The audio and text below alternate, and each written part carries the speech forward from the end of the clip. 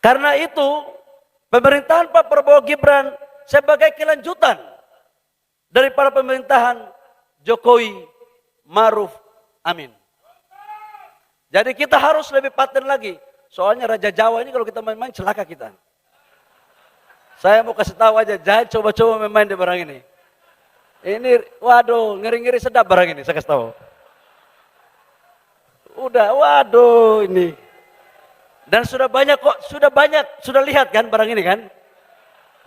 Dengan mengucapkan Bismillahirrahmanirrahim, saya izin dari seluruh peserta Munas, para senior, dan selalu mengharapkan ridho Allah Subhanahu wa Ta'ala. Saya menerima panji Partai Golkar untuk dikibarkan di seluruh wilayah Republik Indonesia dari Aceh sampai Papua untuk menuju kemenangan dalam rangka menyongsong Indonesia masa depan terwujud masyarakat adil dan makmur.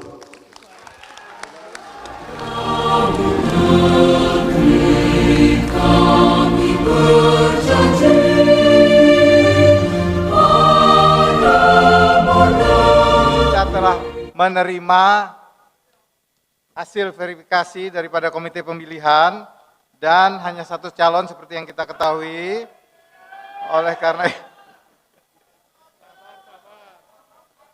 Oleh karena itu kami mohon persetujuan apakah dapat disetujui Bapak Bahlil Lahadalia untuk menjadi calon ketua umum Partai Golkar.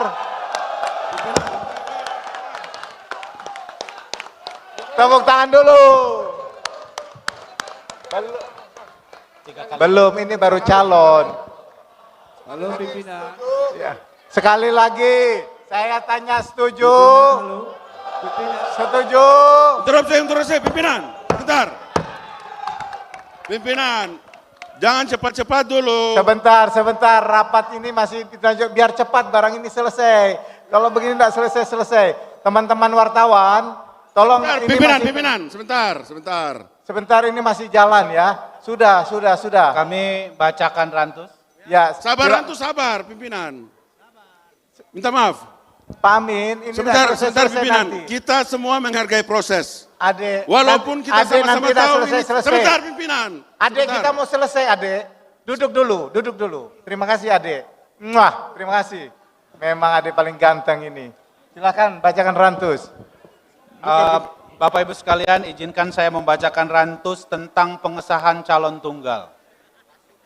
Keputusan Musyawarah Nasional ke-11 Partai Golongan Karya tahun 2024 nomor 11 _Munas _Golkar _2024 tentang pengesahan calon tunggal Ketua Umum Dewan Pimpinan Pusat Partai Golongan Karya periode 2024-2029. Dengan rahmat Tuhan Yang Maha Esa, Musyawarah Nasional ke-11 Partai Golongan Karya tahun 2024 menimbang dan seterusnya, mengingat dan seterusnya, memperhatikan pemandangan umum yang dikemukakan seluruh peserta Munas dalam rapat paripurna ketiga Musyawarah Nasional ke-11 Partai Golongan Karya tahun 2024 tanggal 20 Agustus 2024. Yang kedua, saran dan pendapat yang dikemukakan dalam rapat paripurna ke-6 Musyawarah Nasional ke-11 Partai Golongan Karya tahun 2024 tanggal 21 Agustus 2024. Menetapkan keputusan Musyawarah Nasional ke-11 Partai Golongan Karya tahun 2024 tentang pengesahan calon tunggal Ketua Umum Dewan Pimpinan Pusat Partai Golongan Karya periode 2024-2029. Pertama, mengesahkan Saudara Bahlil Lahadalia sebagai calon tunggal Ketua Umum Dewan Pimpinan Pusat Partai Golongan Karya periode 2024-2029.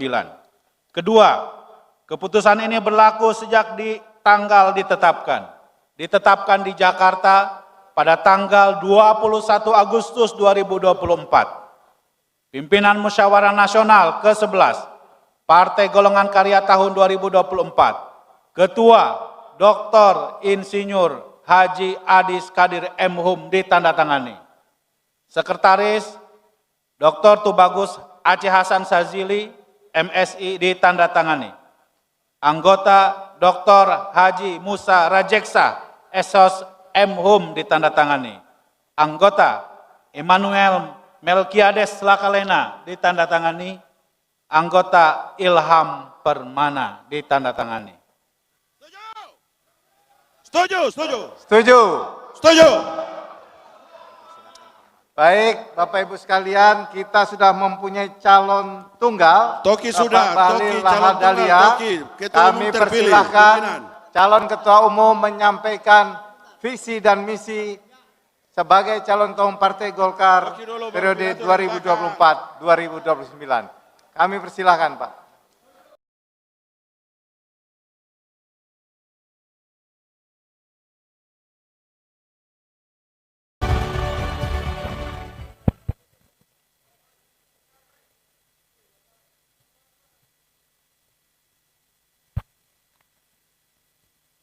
Bismillahirrahmanirrahim. Assalamualaikum warahmatullahi wabarakatuh. Shalom, Om Swastiastu, Namo Buddhaya, salam kebajikan. Yang sama-sama kita hormati, PLT Ketua Umum DPP Partai Golkar, Dimisioner Bapak Agus Gumiwang Kartasasmita, kita berikan aplaus kepada Pak Agus. Biar cuman tidak sampai 10 hari, yang penting gambar di depan sudah ada PLT Ketua Umum. Yang saya hormati Ketua Dewan Pembina Partai Golkar dengan seluruh pengurus, Bapak Abu Rizal Bakri. Yang saya hormati Ketua Dewan Pertimbangan Partai Golkar Demisioner dengan seluruh Dewan Pertimbangan, Bapak Akbar Tanjung. Yang saya hormati Ketua Dewan Penasehat Partai Golkar Demisioner, Bapak Luhur Binsar Panjaitan, dengan seluruh pengurusnya. Yang saya hormati Ketua Dewan Pakar Partai Golkar Demisioner, Bapak Agung Laksono, dengan seluruh Dewan Pakar-pakarnya. Saya lihat Dewan Pakar ini sangat aktif sekali. Mau menjelang Munas pun kepakarannya terus berlanjut. Yang saya hormati Ketua Dewan Etik Partai Golkar Demisioner, Kanda Muhammad Hatta, yang memverifikasi tentang kadar kekaderan saya sebagai Partai Golkar. Yang saya hormati Ketua-Ketua Ormas Hasta Karya Partai Golkar, yang pernah saya ingin menjadi calon Ketua Umum di salah satu organisasi harta karya, yang kemudian saya gagal karena waktu itu Dev yang menang, yaitu di AMPI. Mana Dev? Mungkin karena saya belajar dari Dev, waktu saya kalah di AMPI tahun 2010, itu saya masih bendahara Golkar, Papua. Saya datang Munas, Dev kebetulan waktu itu beruntung karena bapaknya adalah Menko Kesra dan Wakil Ketua Umum Golkar. Saya bukan anak siapa-siapa, dari kampung datang. Tapi sebagai orang timur selalu mempunyai prinsip, begitu layar berkembang, pantang surut untuk kembali. Dan kemudian waktu itu Dev, sahabat saya, adalah orang hebat, dan dia terpilih menjadi Ketua Umum lewat sebuah proses kompetisi yang sangat sehat. Sejak itu saya menganggap dia bahwa dialah sahabat saya yang hebat dan patut kita contohi. Pelajaran itu mengingatkan saya 14 tahun lalu. Sebagai kader Golkar yang mempunyai doktrin perjuangan, ternyata pelajaran itu saya tidak pernah terhapus dalam ingatan saya. Saya tahu betul dan saya mulai meneguhkan keyakinan saya. Saya kalah di AMPI, tapi suatu saat saya akan kembali ke Selipi untuk memimpin Partai Golkar. Itulah sejarahnya kira-kira. Dan memang Golkar ini nggak bisa kita hindari, bahwa memang ada proses kolaborasi yang efektif dengan pemerintah. Karena dulu kalau Dev tidak didukung oleh 7 gubernur, belum tentu Dev menang jadi ketua AMPI. Jadi jangan salahkan saya kalau kemudian sekarang saya mencoba untuk mengambil hati pemerintah, kira-kira begitu.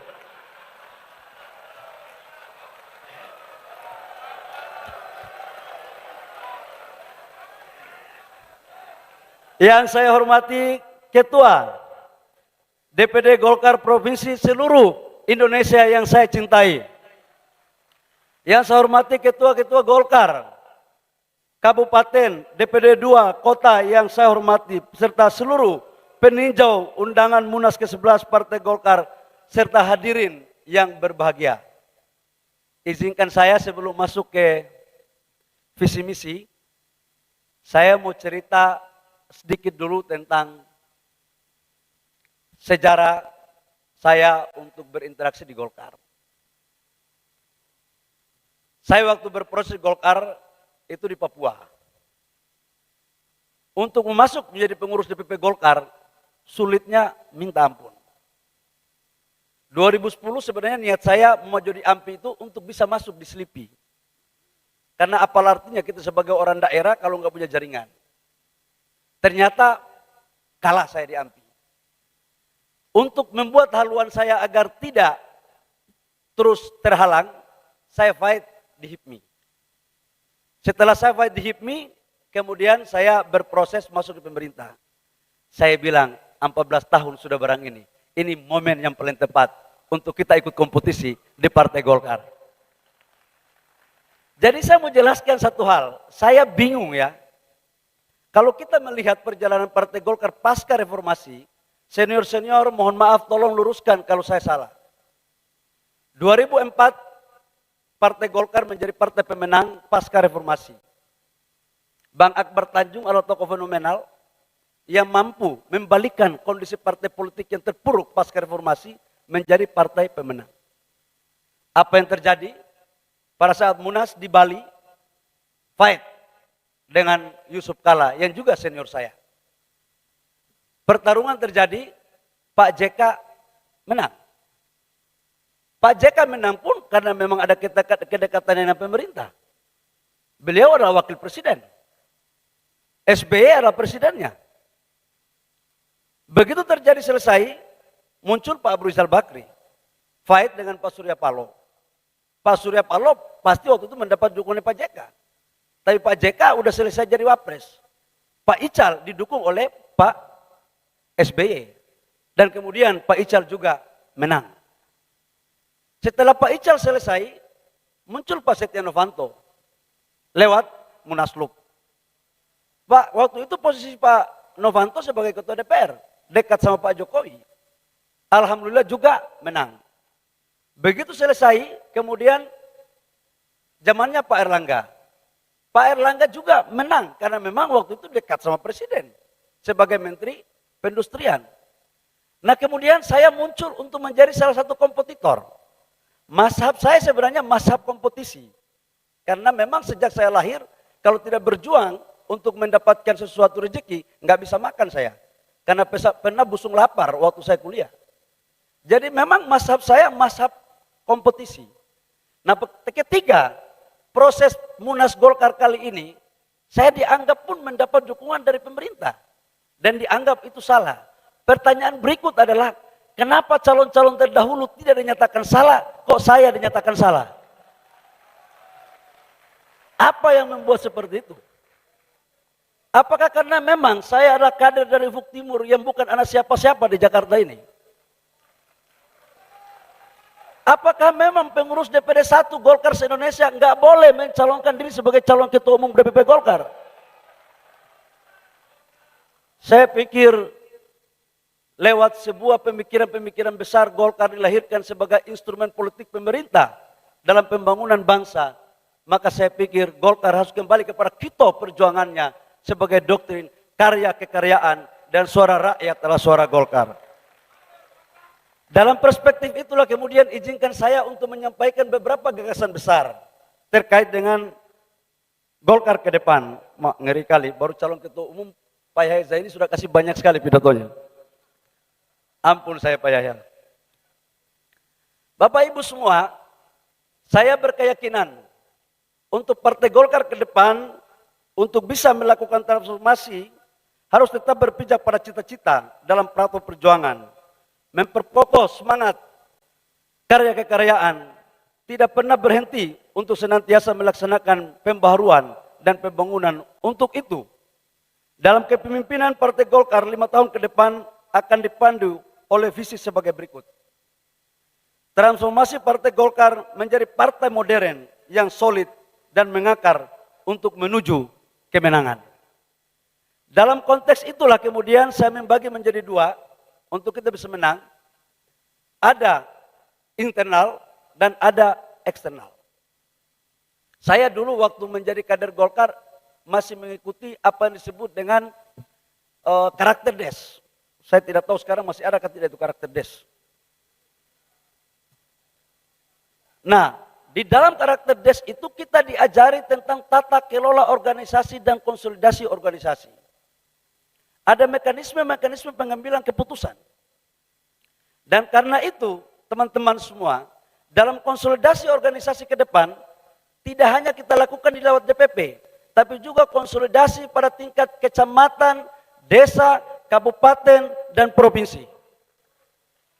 Kembalikan musda-musda itu dilakukan di daerah. Jangan lagi dilakukan musda-musda itu diselipi. Itu menurut saya pelajaran yang harus kita luruskan bersama-sama. Konsolidasi di daerah itu harus terjadi karena itulah kekuatan besar pada partai ini. Partai ini harus menjadi platform perjuangan dan menjadi pelopor pembuat ide. Dan itu sudah terjadi sejak lama. Saya berjanji kepada Bapak Ibu semua, insya Allah kalau saya terpilih, maka saya akan datang di seluruh kabupaten kota dan provinsi di seluruh Indonesia. Karena yang tahu susahnya daerah, itu hanya orang atau kader yang pernah berproses dari daerah. Setuju? Mekanisme-mekanisme pengambilan keputusan partai tidak boleh dibuat hanya oleh sekelompok orang. Karena PO, anggaran dasar, juknat, juklak, juknis, semua sudah ada. Tinggal jangan sampai orang Papua bilang tulis lain, baca lain, bikin lain. Saya jujur tidak seperti itu. Ke depan Golkar harus dijadikan sebagai bagian daripada instrumen dinamika berpolitik. Karena Golkar ini tokoh-tokoh Golkarnya luar biasa kecerdasan politiknya. Jangankan kader Golkar, Office Boy aja di Sleepy pasti punya kemampuan politik lebih tinggi daripada partai-partai baru yang muncul. Ini tukang olah juga. Jadi udahlah kita Golkar ini masing-masing tahu baku tahu lah, udah. Nanti kalau kita ada hebat paten kita keluar 10 langkah, jangan dengar dia. Udah ini. Jadi udahlah kita transparan aja, kita santai aja, itu. Nggak usah dibuat pusing-pusing. Jadi aturan sudah ada, ini yang kita pakai. Database, pengkaderan, ini harus jalan, harus penyesuaian dengan perkembangan zaman. Sudah ada sosmed, sudah ada IT. Ini yang kita harus adaptif. Bapak Ibu semua, tantangan kita ke depan dalam konteks konsolidasi internal, pada 2029, jumlah pemilih itu dari 17 tahun sampai 50 tahun, itu 72%. Market kita itu di situ. Jadi kalau kita tidak mampu melakukan penyesuaian dalam rangka bagaimana meraih pemikiran mereka dan simpati mereka, maka kita tidak akan bisa menjadi partai yang lebih baik dari sekarang. Karena penentukan pemilih itu adalah mereka sendiri. Dalam perspektif itu, saya ingin membagi menjadi 3 bagian besar nanti ke depan. Yang pertama adalah struktur yang membidangi organisasi dan kepartaian. Yang kedua adalah struktur yang membidangi pemenangan pemilu. Karena ujungnya adalah kita harus mendapatkan bagian daripada efek elektoral. Nah mungkin kita bikin pokja-pogjanya banyak. Saya juga izin dalam forum ini, saya mau menyampaikan pengurusnya tidak usah terlalu banyak-banyak. Di bawah 100. Karena semakin banyak pengurus, bukan kita pikirkan program, kita pikir pengurus. Belum lagi kalau pengurus main barang itu kan. Kita belum jadi ketua umum, sudah ada yang koordinasi duluan ke komandan-komandan gitu.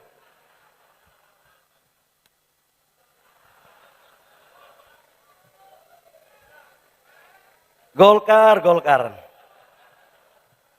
Tapi kalau tidak seperti itu bukan Golkar namanya. Jadi kita buat pemenangan pemilu yang betul-betul terukur. Ada di bidang milenial, ada di bidang pertanian, ada di bidang entrepreneur, dan macam-macam. Ini yang kita detailkan. Satu lagi yang kita akan membuat adalah bagian ketiga, yaitu ada yang mempublikasikan. Ini yang paling penting. Jadi kalau boleh, fraksi kita di DPR ke depan, itu menjadi perpanjangan tangan partai betul. Jadi harus main barang ini. Bila perlu 1 hari 3 tema, 4 tema main barang ini. Gitu loh. Kalau tidak main, bargaining posisi kita nggak jalan. Jadi kalau tidak ada masalah, ya buat dikit-dikit lah kira-kira. Jangan terlalu banyak, nanti pengendaliannya susah itu. Bapak Ibu semua yang saya hormati, untuk itu, misi saya ke depan adalah selain dari apa yang sampaikan tadi, adalah kita pingin untuk tidak boleh lagi Golkar ke depan adalah faksi A, faksi B, faksi C. Faksi kita cuma satu, Partai Golkar. Udahlah gaya-gaya lama ini sudahlah bang abang semua, mohon maaf. Udah, saya minta tolong, udah. Kita sama-sama tahu ini. Saya kadang-kadang mengolah senior-senior. Kadang-kadang senior-senior juga olah saya. Iya. Dan ini semua kan baku tahu kartu semua ini. Jadi kalau bisa olah saya besok itu usahakan ada sedikit ilmu olah yang baru. Jangan ilmu olah lama, karena sebagian ilmu olah itu saya yang ciptakan. Jadi kalau Pak Dev, besok kita mulai bicara kreatif dikit untuk membuat olahan. Dev, sorry ya, hanya kau yang saya bisa canda soalnya. Karena kau kan ketua umum aku dulu kan, gitu. Tapi sekarang aku yang jadi ketua umum, tenang aja.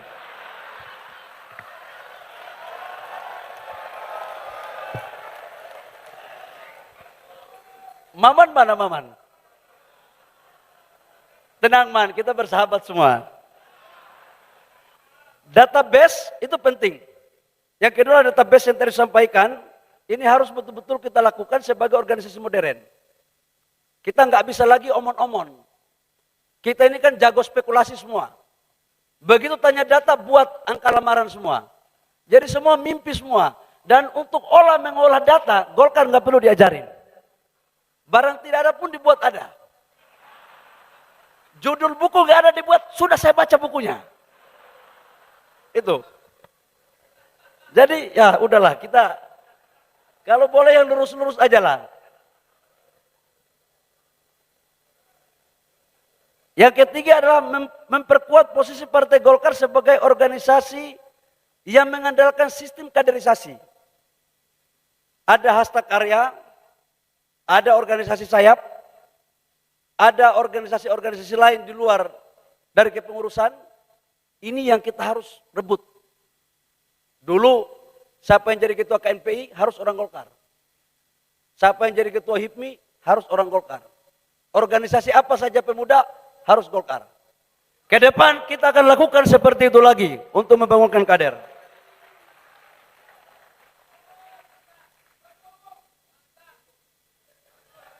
Mustafa ya, Pak Mustafa ya. Tenang, jabatan aman, tenang. Nah, biasa kalau begini, suara tambah kencang itu biasanya ada maunya itu.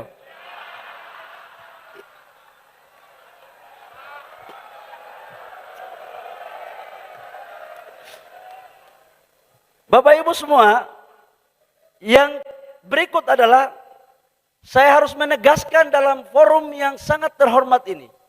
Sebagai Munas, sebagai forum pengambilan keputusan tertinggi. Maka izinkan saya dari lubuk hati yang paling dalam untuk mengatakan secara tegas dan seterang-terangnya bahwa kepengurusan ke depan, program paling pertama itulah menyukseskan pemerintahan Pak Prabowo Gibran dan berada pada garda terdepan untuk mengeksekusi seluruh program-programnya dan juga berada pada garda terdepan dengan partai-partai koalisi lain untuk menjadi benteng pertahanan ketika ada yang main-main baik dari dalam maupun dari luar. Karena ini adalah bagian implementasi daripada doktrin karya kekaryaan. Dan kita tidak boleh main-main urusan ini. Kita sudah bersepakat, Golkar mendukung pemerintah, jangan pagi mendukung, sore setengah mendukung, malam bikin lain. Ini saya jujur aja. Saya nggak punya kepentingan apa-apa pribadi. Kepentingan saya ke depan adalah Golkar harus lebih baik dari sekarang. Karena itu, pemerintahan Pak Prabowo Gibran sebagai kelanjutan daripada pemerintahan Jokowi Maruf Amin. Jadi kita harus lebih paten lagi. Soalnya Raja Jawa ini kalau kita main-main celaka kita. Saya mau kasih tahu aja, jangan coba-coba main-main di barang ini. Ini, waduh, ngeri-ngeri sedap barang ini, saya kasih tahu. Udah, waduh ini. Dan sudah banyak kok, sudah lihat kan barang ini kan? Ya tidak perlu saya ungkapkan lah, tidak perlu. Dalam konteks ke depan, sampai dengan bulan November, kita harus menyukseskan Pilkada 2024 dengan hasil minimal 60%. Jadi nanti kita akan turun di daerah-daerah, dan saya juga berpikir, bukan hanya saya berpikir, tapi setiap partai politik itu ingin untuk menjadi yang terbaik. Kita sekarang menjadi yang terbaik nomor 2. Dan untuk pemilu 2029, kita harus pastikan untuk kompak, berjuang bersama-sama, bergandengan tangan untuk merebut pada posisi yang paling terbaik. Saya ya kok banyak kali pidatonya nih.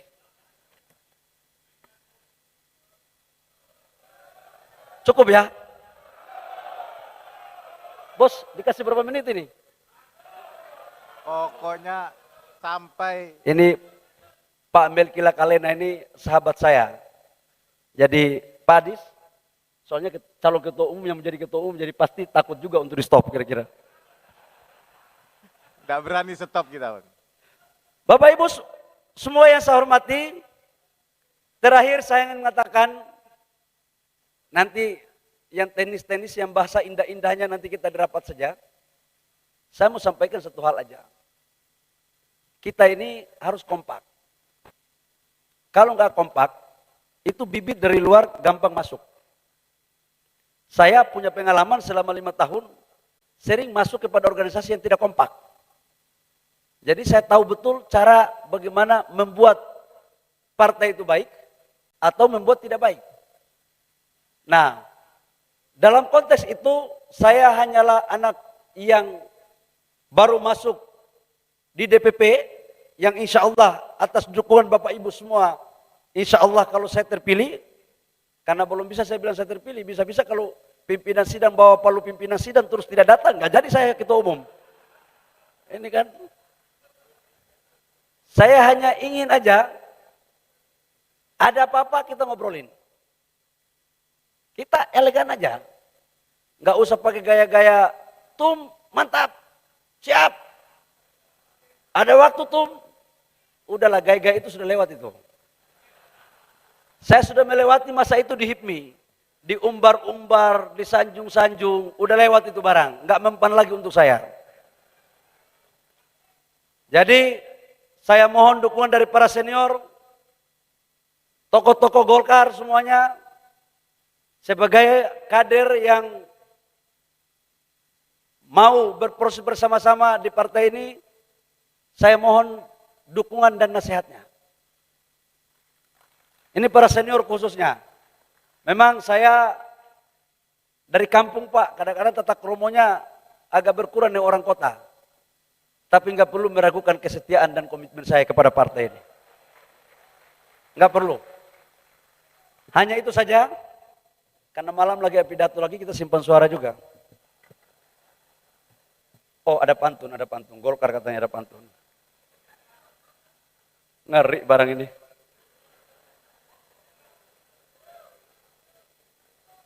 Dari Papua mana? Dari Papua? Saya mau sampaikan kepada pengurus DPD 2 dan DPD 1 di seluruh Indonesia.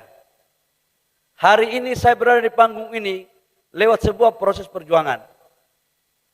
Kalau hari ini insya Allah bisa kita tuntaskan, suatu saat seluruh kader-kader DPD 2 dan DPD 1 dari Aceh sampai Papua berhak untuk berdiri, untuk memimpin partai ini ke depan. Sebagai penutup, izinkan saya menyampaikan pantun. Pergi ke toko membeli dasi, dijual pedagang dari Minang. Saya datang membawa misi untuk membawa Golkar menang di 2024 Pilkada dan menang di 2029 dalam Pileg dan Pilpres. Burung cendrawasih, burung Papua, ekornya kuning dan indah. Cukup sekian dan terima kasih. Golkar maju terus berjaya. Terima kasih, kurang lebihnya mohon maaf. Wabillahi taufiq wal hidayah. Wassalamualaikum warahmatullahi wabarakatuh. Shalom. Om Santi Santi Om. Namo Buddhaya. Salam kebajikan.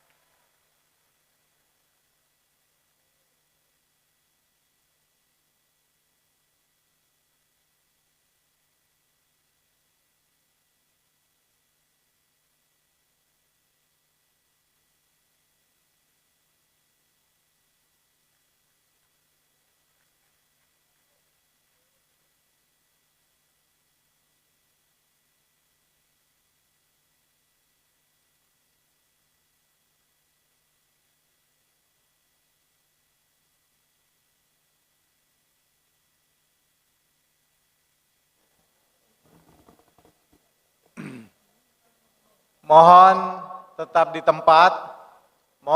di tempat, sebentar lagi ini sudah final.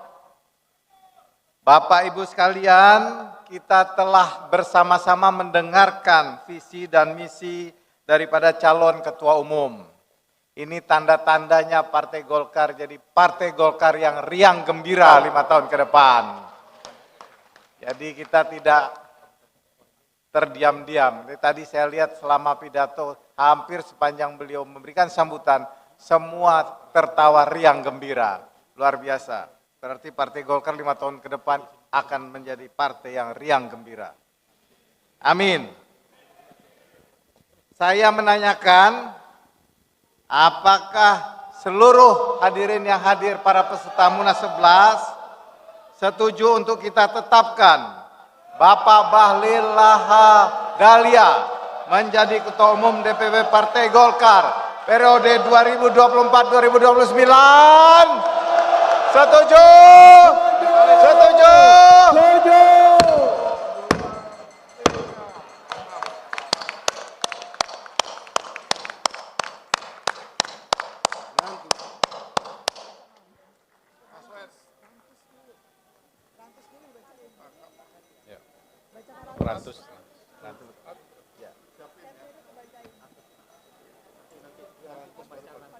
Silakan Pak Sekretaris Pimpinan Munas untuk menyampaikan, membacakan rantus.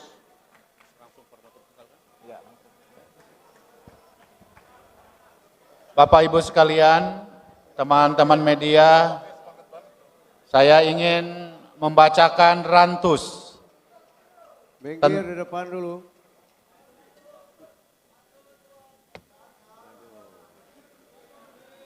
Nanti. Mohon teman-teman media.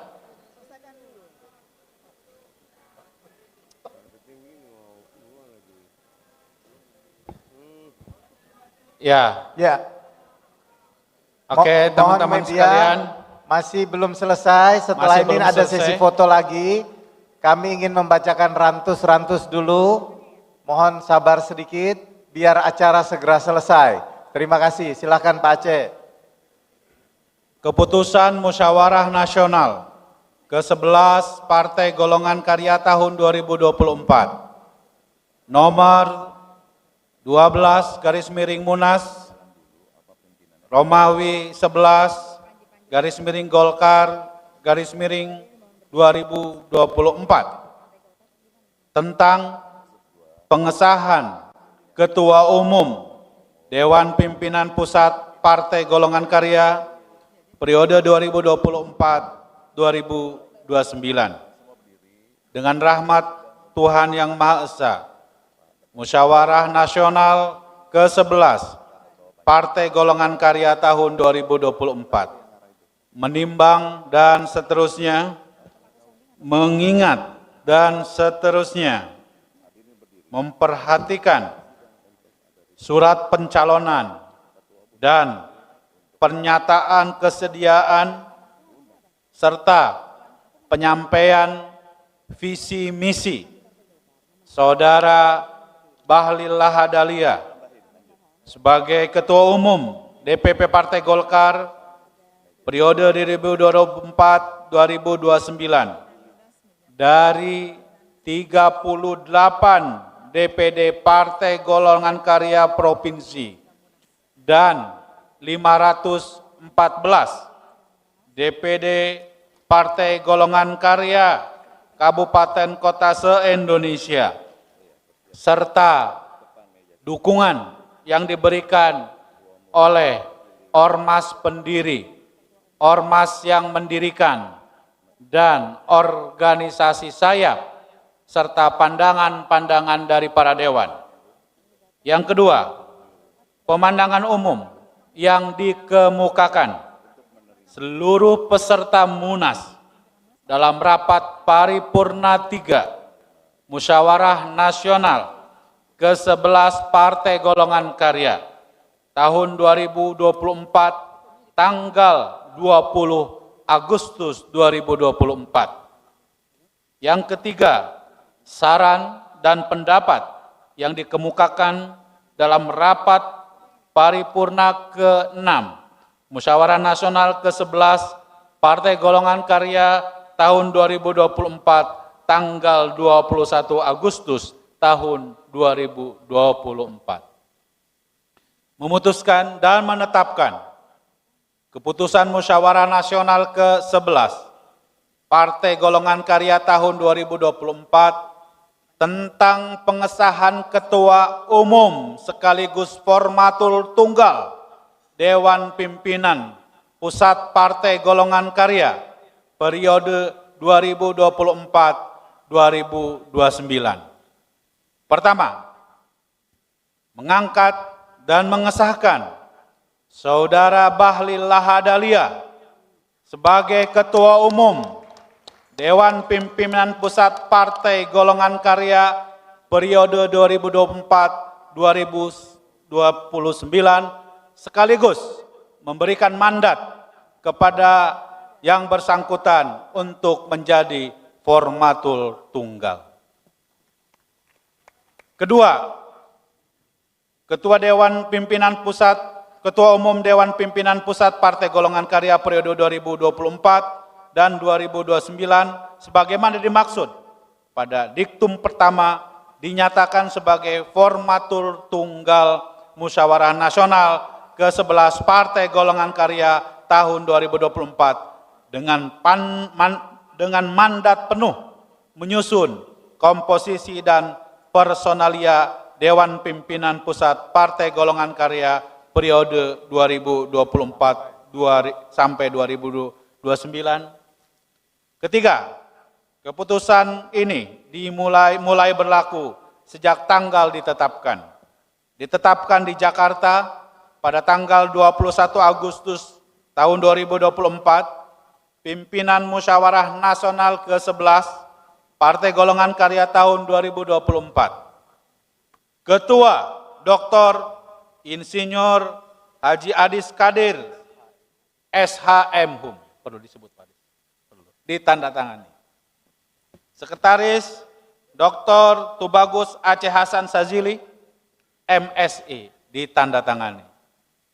Anggota Dr. Haji Musa Rajeksa, Essos M.Hum, ditandatangani. Anggota Immanuel Melkiades Lakalena, ditandatangani. Anggota Ilham Permana SEMM, ditandatangani. Demikian rantus pengesahan.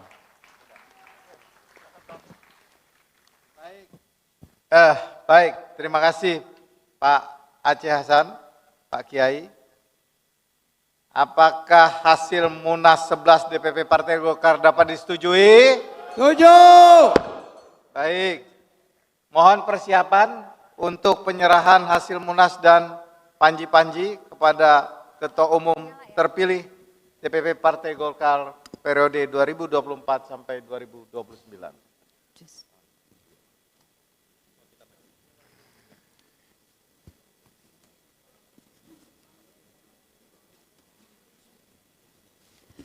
Panji-panji Partai Golongan Karya memasuki ruangan. Hadirin dimohon berdiri.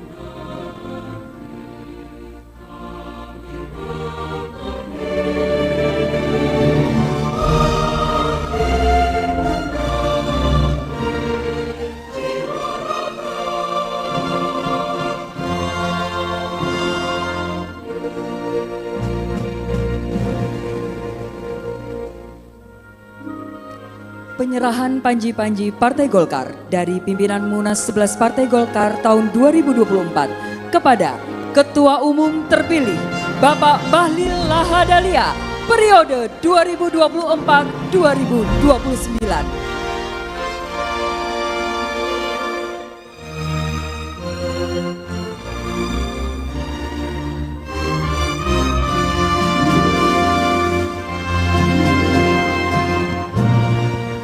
Cek.